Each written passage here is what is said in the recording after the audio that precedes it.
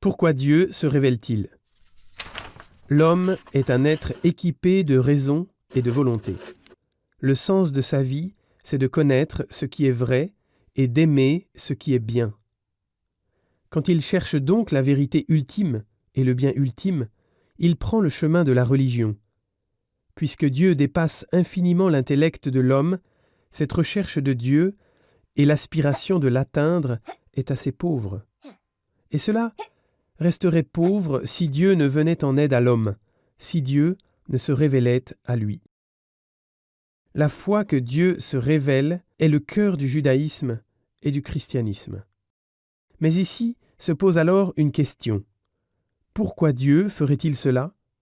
Pourquoi se révélerait-il? Dieu est bienheureux en lui-même et il n'a pas besoin du monde.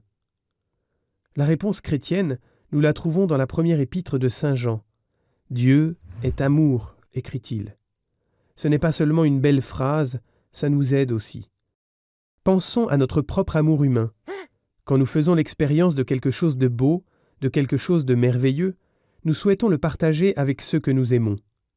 Quand nous contemplons, par exemple, un coucher de soleil derrière un panorama de montagne incroyablement beau, pendant que des oies en formation parfaite traversent le ciel, alors nous voudrions que ceux qu'on aime soient avec nous pour le partager.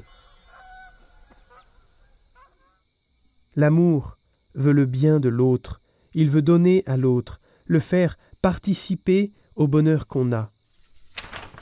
Si Dieu est amour, alors on peut aussi comprendre la raison de la création et de la révélation. Dieu n'a pas besoin du monde, ce n'est pas nécessaire pour lui, mais il se plaît à créer un monde pour le faire participer à sa gloire. Bonum diffusivum sui, dit saint Thomas d'Aquin. Le bien se communique soi-même.